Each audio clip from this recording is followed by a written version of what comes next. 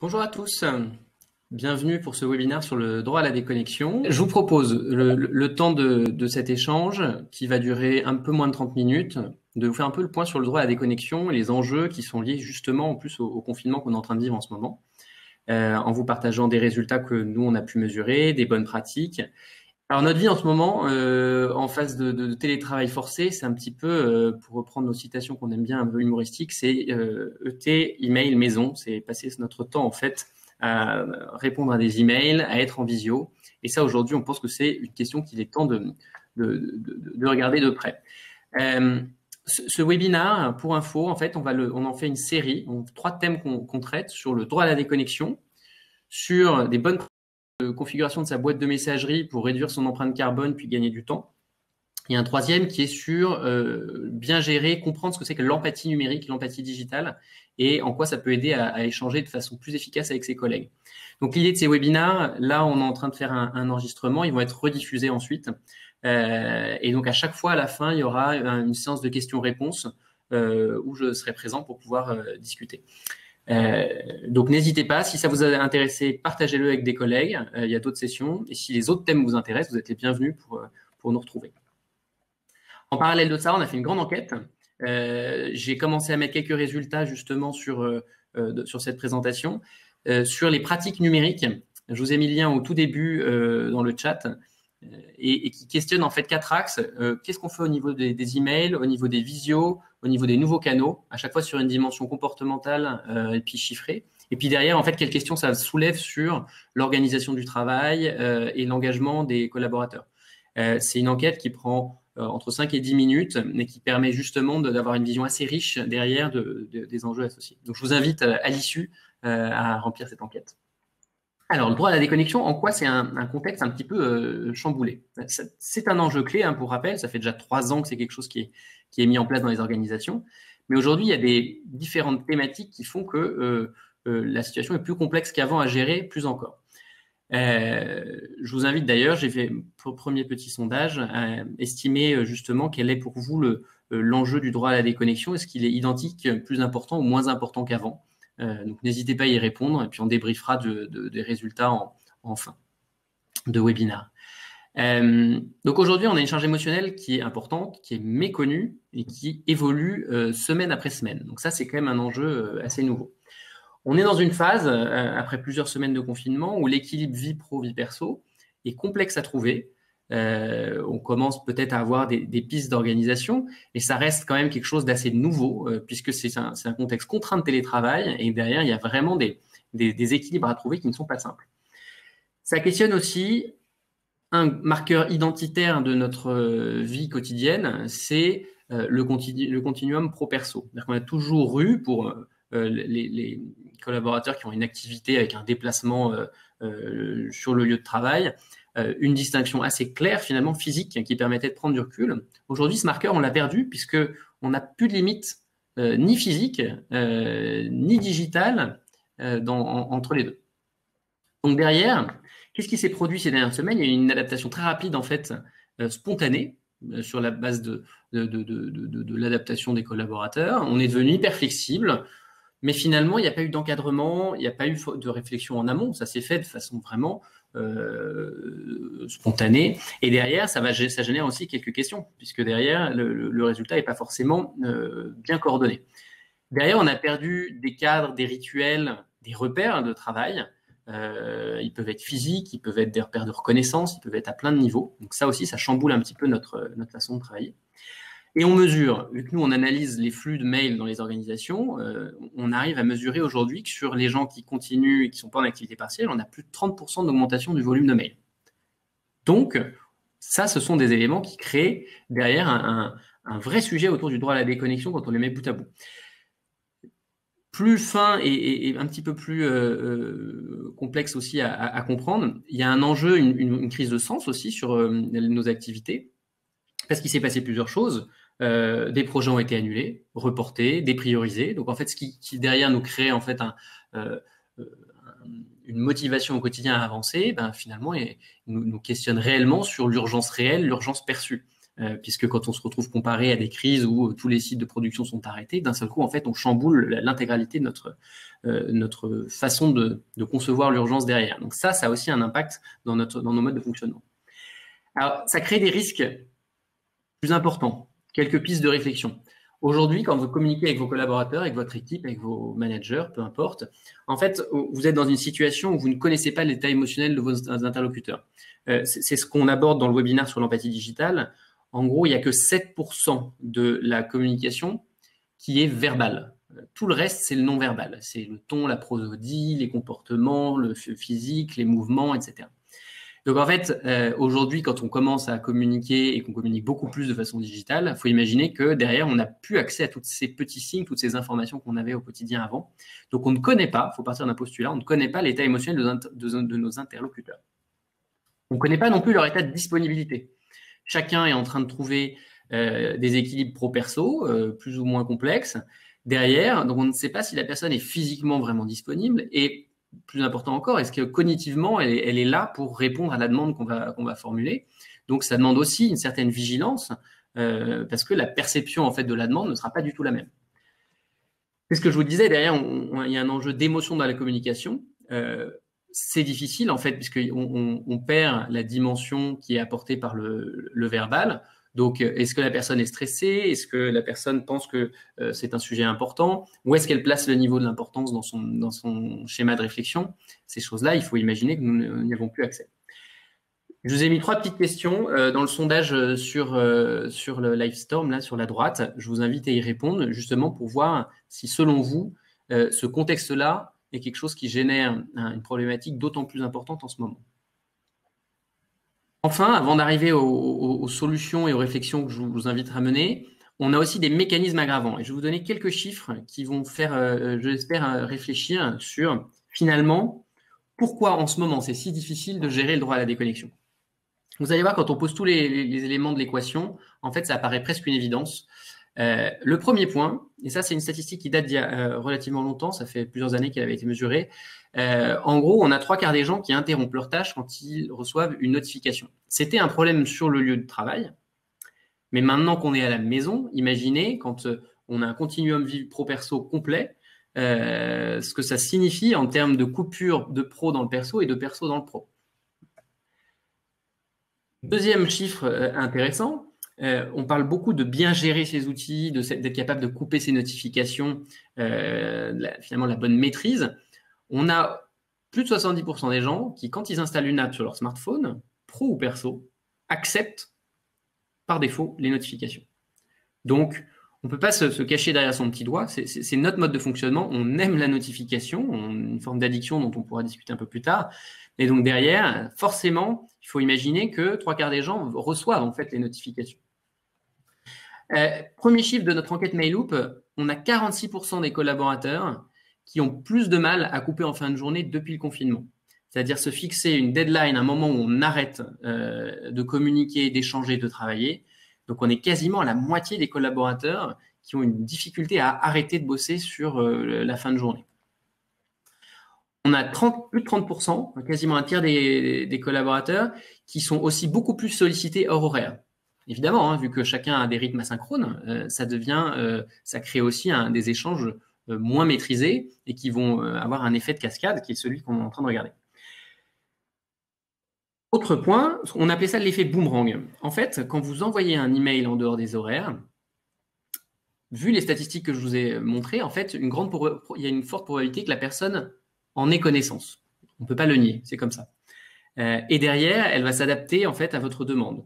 Quand vous recevez une notif, vous voyez un email, vous lisez l'objet, vous avez déjà envie d'y répondre, et finalement, vous n'allez pas attendre le lundi, vous allez engager la réponse et engager la discussion. Donc on appelle ça l'effet boomerang, c'est que finalement, quand vous envoyez quelque chose, même pour vous libérer l'esprit, vous, en disant que vous n'attendez pas quoi que ce soit, dans presque un tiers des cas, il y aura une réponse. C'est quand il y a une réponse, elle reviendra pendant les horaires non ouvrés. Donc c'est énorme. Un tiers de la communication qui va être générée va générer des réponses hors horaires ouvrés. Donc derrière, on ne peut pas non plus se contenter de dire j'envoie mes emails quels que soient les horaires. Non, c'est un vaste sujet. Ça crée en fait, ça a un impact sur vos collègues qu'on ne peut pas dénier. Et on est en plus en période de confinement. Le smartphone devient le dernier lien social avec l'extérieur. Donc, quand vous faites la somme de tout ça, votre smartphone, il est au cœur de votre vie. Il y a des notifications en permanence dessus. Vous êtes plus sollicité puisque vous êtes en horaire asynchrone. Chaque fois que vous allez répondre, ça va générer des réponses en sens inverse. Vous mettez en fait tout ça ensemble. Faut comprendre qu'on génère en fait un effet d'escalade. C'est que ce contexte de communication qu'on a créé, ça génère mathématiquement, même avec toute la bonne volonté du monde, des flux de communication de plus en plus continus. C'est-à-dire qu'on n'a plus des effets de rythmique où on va communiquer le matin, puis à la pause du déjeuner que nous on mesure, puis derrière la reprise de l'activité, puis vers 17-18 heures, il y aura une tendance à la baisse et un presque arrêt vers 20 heures, 21 heures. En fait, aujourd'hui, on est en train de se rendre compte que tout ça se nivelle beaucoup plus. Normal, chacun a adapté en fait ses rythmes de travail. Mais derrière, avec tous ces chiffres que je vous ai partagés, en fait, ça questionne profondément les modes d'organisation parce que derrière, tout le monde se retrouve à travailler aussi de manière continue et pas forcément souhaitée. C'est ça le véritable enjeu. Alors, c'est intéressant parce qu'on avait 5 règles d'or chez Mailloop qu'on propose et qu'on conseille toujours chez nos clients quand on essaie de sensibiliser aux enjeux du droit à la déconnexion. Et ce qui nous est paru assez clé, c'est qu'elles sont plus d'actualité que jamais. Alors, la règle d'or numéro 1, à laquelle je vous invite à réfléchir, c'est que finalement, on a tous notre part de responsabilité. On est tous l'hyperconnecté d'un autre. Je vous ai mis dans le sondage une des questions qui, justement, essaie de regarder si vous pensez que c'est plutôt un rôle, une responsabilité de l'émetteur, du destinataire ou une co-responsabilité. Bien sûr, nous, notre vision, c'est que c'est une co-responsabilité, puisque à tout moment, on peut se sentir sollicité par trop de mails, mais on imagine assez rarement que finalement, notre comportement peut être perçu de la même manière par quelqu'un d'autre. Donc, finalement, on a nous-mêmes un rôle à jouer dans le droit à la déconnexion, hein, en changeant nos propres pratiques et non pas en s'appuyant sur le changement de l'autre. Le deuxième point qui est clé, c'est que le besoin de déconnexion, il évolue et il est très, très personnel. Je vous invite à regarder la deuxième question du sondage. Qu'est-ce que c'est un email tard? Est-ce que c'est 17h, 18h, 19h, 20h, 21h? Est-ce que pour vous, ça n'existe pas un email tard? C'est chacun se débrouille pour ne plus être connecté. Vous verrez, en fait, on le débriefera, les résultats sont très variés, très variables. Donc, l'idée, c'est que, en fait, même à titre individuel, les choses vont évoluer. On va avoir, en plus, dans notre vie personnelle, puis même en cours de ce confinement, des besoins qui vont évoluer. Le rythme de notre compagnon va changer, les missions sur lesquelles on est vont changer. Donc, derrière, on va pas avoir la même envie de déconnecter. On parle quand même de virus, donc si on est malade, on n'a pas non plus les mêmes besoins. Donc ça demande une grande souplesse et il faut sortir de l'idée que le droit à la déconnexion, on va pouvoir écrire sur un papier un horaire précis et ensuite s'y conformer. C'est quelque chose de personnel, d'évolutif et donc qui va nécessiter un dialogue continu et permanent. Derrière, ce fameux mythe de droit à la déconnexion universelle, c'est celui qu'on rencontre beaucoup dans les chartes de communication, c'est que bien sûr, il faut donner un cadre, mais en fait, on n'arrive jamais à trouver une définition universelle. Si en plus vous mixez une entreprise qui travaille sur plusieurs pays avec en plus de la cohabitation culturelle, on n'arrive pas en fait à définir des pratiques identiques. Il faut que on puisse justement s'y adapter. Quatrième règle d'or, responsabilisation. En fait, vous êtes la seule personne capable de savoir si la notification que vous recevez, elle vous dérange ou pas. Et ça, c'est quelque chose qui est important à assumer. Donc finalement, soyons beaucoup plus à l'écoute aussi des attentes individuelles. Le rôle de l'entreprise dans tout ça, cinquième règle d'or, et là aussi, c'est plus vrai que jamais, même si c'est difficile parce que les entreprises n'ont pas de temps à y consacrer, c'est de cadrer. C'est-à-dire qu'on doit mettre un contexte d'auto-responsabilisation des pratiques, d'empathie numérique, on s'intéresse au rythme de l'autre, mais derrière, on doit donner un cadre justement pour que ça ne parte pas dans tous les sens. Les ingrédients qu'on a là dans la recette un peu terrible, c'est que finalement, on a une évolution des pratiques qui s'auto-alimente et qui va générer les problèmes derrière. Donc là, l'entreprise, elle doit cadrer, donner quand même des limites, se doter d'outils de mesure, par exemple, mais il y a différents leviers, donner quand même une charte, même si ça ce n'est qu'une charte, ça permet de donner quand même l'ébauche d'un cadre, et derrière, de pouvoir avancer et de s'assurer que justement, quelqu'un qui est en phase en fait de sursollicitation, quelqu'un qui est hyper connecté, quelqu'un qui est en surmenage, là, précisément, il ne pourra plus s'autoréguler. Donc, vous voyez, c'est vraiment un levier responsabilisation et vigilance collective à l'échelle de l'organisation. On ne peut pas aussi se contenter de se dire que c'est que seul qu'on résoudra le problème. Donc, en synthèse de ces quelques conseils, on a détourné une petite citation de Lao Tzu. Être humain, c'est vouloir répondre tout de suite à un email le soir. Être sage, c'est savoir attendre le lendemain. Donc, ça résume bien l'idée, c'est que finalement, on peut tous prendre le sujet en main à notre échelle au quotidien et se dire, tiens, cette info-là, je vais pouvoir la faire patienter un petit peu, de façon à ne pas générer d'impact que je n'aurais pas voulu finalement. Je voulais vous donner quand même 10 pratiques à étudier. C'est plus un questionnement, hein. C'est des choses que je vous invite à embarquer, à questionner avec les équipes, avec les managers, avec les collègues, pour construire justement vos propres règles du jeu. Et ce sont des pratiques qui nous paraissent assez fondamentales. Première étape, définissez en pleine conscience quel est votre rythme de travail, justement dans cette période particulièrement complexe. Ce sera valable de toute façon après également.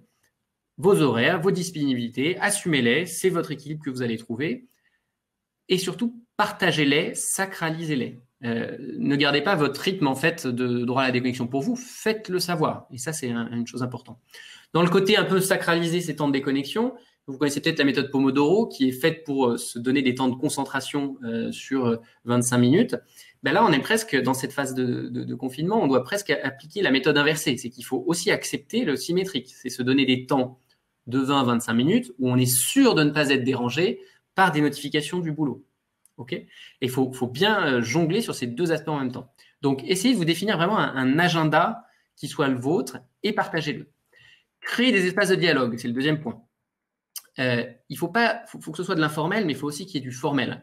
Notre fonctionnement asynchrone, il faut l'assumer. De toute façon, il n'y a pas de solution miracle. Mais par contre, prenez le temps d'en discuter dans vos réunions d'équipe hebdomadaires. Alignez-vous sur vos rythmes. Explicitez-le. Parce que la place de l'implicite est encore plus renforcée quand on n'a pas justement le non-verbal et accès à ces volets-là.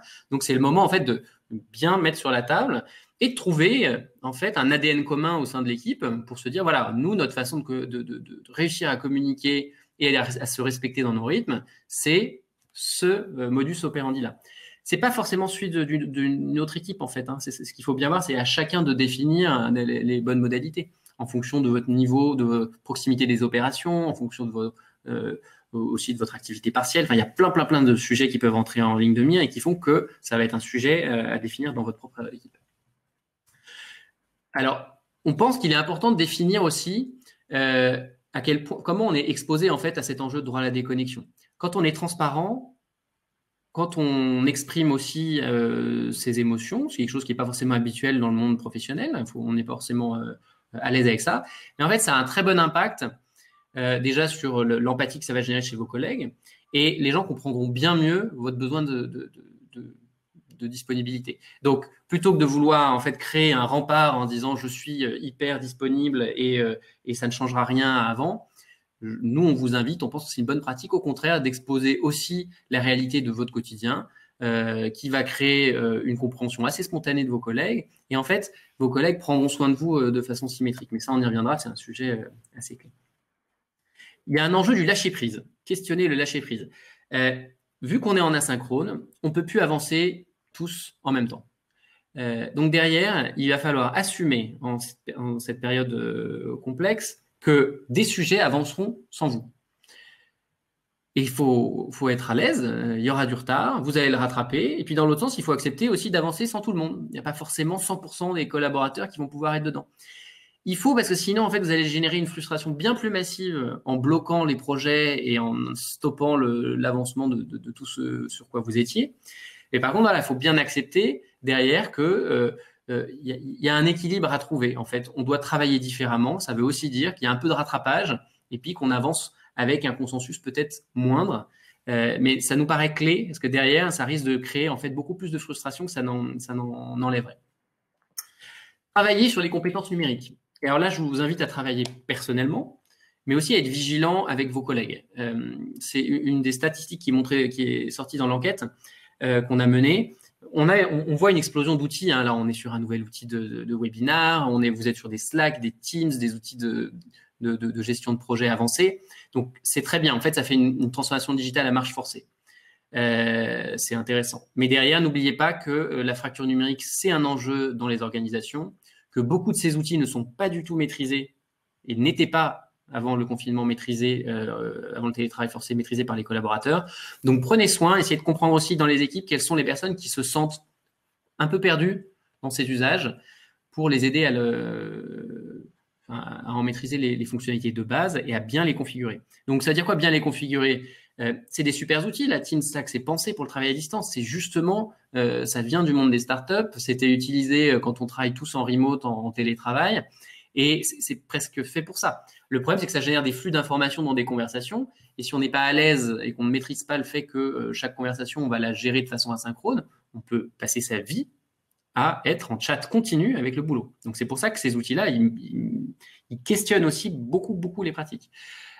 Essayez de travailler sur la maîtrise des fonctionnalités de déconnexion. Dans ces outils-là, on peut définir si on est disponible ou non. On peut couper les notifications sur des horaires précis. On peut même proposer son état de disponibilité justement mentale ou cognitive en disant qu'on est en réunion, en téléphone ou autre. Donc ça, une fois que vous le savez, faites-le savoir aussi. C'est la question des statuts.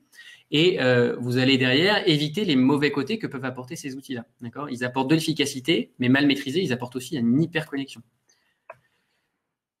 Sixième bonne pratique pour maximiser le droit à la déconnexion, essayez d'être beaucoup plus clair dans vos attentes. En fait, pour éviter, la meilleure façon d'éviter que votre email génère justement une réponse en dehors des horaires, c'est que si l'info, vous la mettez dès l'objet du message, en fait, vous avez sauvé la vie d'une petite manière, mais vous avez sauvé quelques minutes à votre destinataire qui, dès la première seconde, même s'il reçoit ses notifications, saura en fait qu'il n'a pas besoin de le traiter. Donc, vous lui prémâchez en fait un petit peu son travail. Et l'idée, c'est que ça, vous pouvez le définir aussi à l'échelle d'une équipe. Définissez un langage commun. Vous avez des objets de mail, mettez, vous pouvez définir des attentes. Est-ce que c'est pour action, pour info? Est-ce que c'est un point de blocage? Est-ce que c'est pour aujourd'hui, pour demain, pour dans X jours? C'est votre langage à définir. Il n'y a pas besoin d'outils. Mettez-vous juste d'accord là-dessus. Et derrière, vous imaginez que vous avez 30% de mails en plus à gérer. S'ils arrivent avec des bons tags, c'est l'occasion ou jamais de mettre en place des super pratiques qui derrière, que vous n'abandonnerez pas une fois que le confinement sera terminé et que le télétravail se reprendra des proportions plus raisonnables. Donc, c'est l'occasion ou jamais. On pense que ça, c'est des super pratiques et que là, il y a l'occasion d'en parler et de se donner un langage commun. Ça va faire gagner énormément en efficacité. Je vous parlais d'empathie. Il y a un vrai changement d'état d'esprit à obtenir.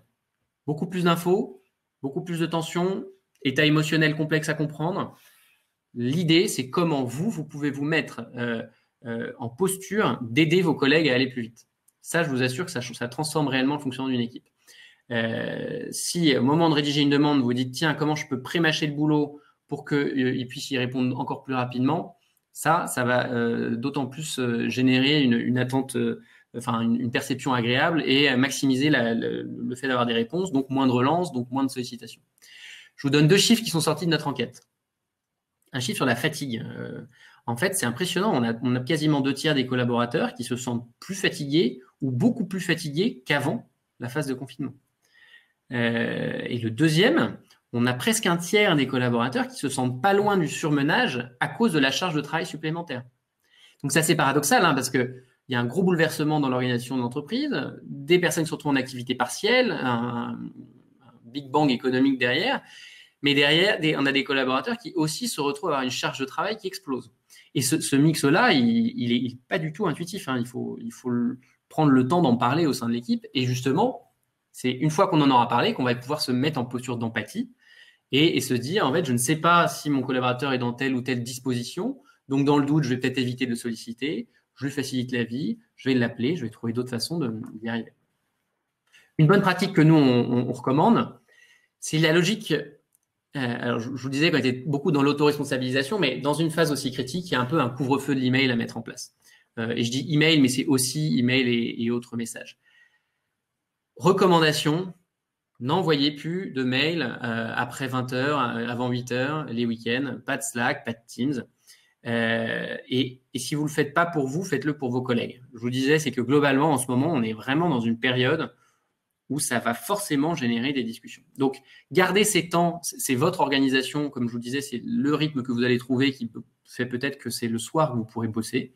Et ça, en ces temps-là, on ne peut pas le remettre en question. Mais essayez de garder les temps de communication sur les temps classiques plutôt que sur les temps non ouvrés. C'est vraiment ça, je pense, c'est une bonne pratique à partager, même si les règles formelles sont à bannir. Ça, ce sont des choses qui peuvent avoir un impact important. Avant-dernier point, la symétrie des attentions. C'est un point qui est assez merveilleux. C'est qu'en fait, quand vous prenez soin spontanément de vos collègues, au bout d'un certain temps, ils vous le renvoient sans que vous n'ayez rien d'autre à faire. Donc, si vous respectez les rythmes, si vous envoyez moins de mails en dehors des horaires, si vous arrêtez de poser des questions le samedi, le dimanche, en fait, vous laissez agir quelques semaines et vous verrez spontanément, ça va créer le mécanisme réciproque chez votre destinataire. En fait, il se rendra compte, il pourra même ne pas forcément le conscientiser, hein, mais ce qui va être intéressant, c'est qu'il saura que finalement, vous ne l'avez jamais sollicité ou de moins en moins le week-end, et naturellement, notre cerveau est fait comme ça, on renverra ce même comportement de l'autre côté. Alors qu'à l'inverse, quelqu'un qui n'arrête pas de vous balancer des mails tous les week-ends, etc., qui vous hyper sollicite, vous le vivez peut-être plus facilement, il est peut-être plus facile à imaginer. Le jour où vous avez une demande à faire le dimanche, évidemment, vous avez cette petite musique qui vous dit, mais de toute façon, il m'en a déjà fait 50, évidemment que je lui envoie. Enfin, je ne pose même pas la question. Donc, ce concept de symétrie d'attention, il est clé parce que ça permet de dire que vous avez le pouvoir de changer les choses. Plutôt que de demander à votre collègue de moins vous solliciter, si vous arrêtez tout simplement de le solliciter sur ces enjeux, ces horaires-là, en fait, il va vous le rendre. Et enfin, c'est un peu une tarte à la crème, hein, mais la parole est plus importante que jamais. Comme je vous disais, le non-verbal, on y a peu accès. Donc, chaque fois qu'il y a de l'incompréhension, chaque fois qu'il y a des doutes, explicitez, discutez, ne laissez pas de place à l'implicite. Gardez des temps informels, justement pour parler de ces rythmes, de leur évolution, et puis du cahier des charges de chacun. Voilà 10 pratiques que je vous invite à questionner avec vos équipes. Alors, on a fait un petit jeu qu'on a lancé sur LinkedIn, justement sur cet enjeu de transparence et d'engagement. C'est-à-dire qu'on va poster aujourd'hui 5 engagements clés. L'idée, c'est de dire, il faut, pour que les choses changent, et parce qu'on est dans une période de crise, s'engager à certains comportements et surtout le faire savoir pour tuer l'implicite. Donc voilà, on a travaillé sur quelques messages clés en disant, je m'engage à ne pas envoyer ni email ni message après 20 heures. Vous pouvez le partager avec vos collègues, le faire savoir devant eux. C'est ça aussi un enjeu qui va vous obliger à être congruent, à appliquer ces pratiques-là. Faire des efforts, c'est toujours ça. Tout le monde ne peut pas forcément, voire même avec un peu de chance, vous le faites déjà. Mais on pense que cette transparence-là, elle est clé. Donc nous, on voit 2 enjeux qui sont sur ces défis qu'on va remettre. Il y en aura d'autres, hein, mais qui sont liés au droit à la déconnexion. C'est cette fameuse limitation des emails et des connexions en dehors des soirées et des week-ends. Si vous n'avez pas le choix de différer, si vous n'avez vraiment pas le choix de travailler sur d'autres choses, voilà, essayez de limiter au maximum en fait ces échanges-là. Et le deuxième temps de déconnexion dont on parle peut-être moins, c'est le temps du déjeuner. C'est-à-dire qu'en fait, il y a besoin de cette coupure-là, et c'est un temps. La pause déjeuner était quelque chose qui est très synchronisé au travail par les effets de cantine, etc. Que là, on a pu. Et pareil, nous on le détecte dans les flux de communication, on a beaucoup moins cette baisse de régime. Donc en fait, les temps de pause du déjeuner sont des temps encore relativement connectés puisqu'on reçoit un flux d'informations continu. Donc, on invite à respecter un moratoire de l'email et de la réunion entre 12h30 et 13h30. Alors pareil, ces horaires, c'est à vous de les choisir avec vos équipes.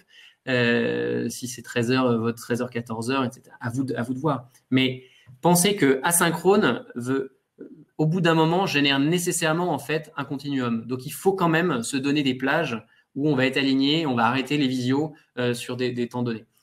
Sinon, derrière, pareil, il y a un effet de masse qui va faire que vous allez ne plus avoir ces temps précieux qui sont aussi des temps perso importants pour son organisation. Voilà, en conclusion, hein, les emails le soir, quand il y en a un, ça va, c'est quand il y en a beaucoup que les problèmes commencent. Donc, je voulais terminer avec une petite citation, un petit détournement politique. Et c'est vraiment ça le sujet qu'on vit en ce moment. Petite note d'espoir pour ouvrir le débat. Finalement, il y a des occasions, ce temps qu'on est en train de vivre, il y a peut-être des choses intéressantes qui vont en ressortir. Alors, on parle beaucoup de télétravail, il faut bien, moi j'insiste, hein, ce qu'on vit, c'est un télétravail forcé. C'est-à-dire que ce n'est pas ça le télétravail. Donc déjà, clarifiez bien ce thème-là, c'est clé, que les dirigeants ne pensent pas qu'on a expérimenté le télétravail. On a expérimenté une formule extrêmement complexe avec des conditions peu adaptées du télétravail. Ceci étant, si on arrive à montrer que dans ces conditions-là, on arrive à être productif, on arrive à délivrer ce qu'on doit faire d'habitude, il y a peut-être l'occasion de montrer que le pire des télétravails, même celui-là, il réussit à fonctionner. Je pense qu'il y a des signaux positifs parce que on a des bons résultats et on arrive quand même, malgré toutes ces difficultés, à garder de l'efficacité. Deuxième sujet, si vous ne faites pas partie des 50% qui ont une charge de travail qui augmente, profitez-en pour avancer sur des sujets de fond. C'est aussi ça l'occasion de se former, avancer sur des sujets de fond. Dans ces temps un peu moins denses, on peut en profiter. Peut-être que le mythe du présentéisme va enfin être questionné. Et nous, ce qui nous intéresse beaucoup, c'est le présentéisme numérique aussi. C'est que finalement, quand on est dans une phase où on ne peut plus, d'une certaine manière, surveiller, regarder qui part à quelle heure, etc., et qu'on est très orienté résultat, on se donne des objectifs en début de journée, en début de semaine, on regarde le bilan à la fin. En fait, peut-être, j'ai l'espoir qu'on réussisse justement à s'éloigner de la culture du présentéisme, qui est un vrai sujet en France. Ça devrait questionner les pratiques managériales, les outils, les méthodes, on en a parlé. Et ça, je pense qu'on peut voir ça comme une contrainte, essayer de voir ça comme une opportunité. On peut faire table rase un peu. Hein, il y a de la place pour justifier des nouveaux modes d'organisation. C'est finalement peut-être l'occasion ou jamais. Et enfin, on parle de l'équilibre vie pro-perso depuis des années. Et peut-être qu'il va être enfin compris, puisque en télétravail forcé, tous les niveaux hiérarchiques, toutes les personnes y ont été confrontées. Et on voit enfin peut-être quelle est la difficulté. Je pense qu'il y a des enjeux en termes d'égalité hommes-femmes qui vont pouvoir rebondir derrière. Je pense qu'il y a une vraie prise de conscience de la difficulté de gestion de la partie perso, de la charge mentale. Et ça, c'est peut-être aussi des choses positives qui vont avoir un impact dans l'organisation de l'entreprise. Je vous remercie en tout cas beaucoup d'avoir participé.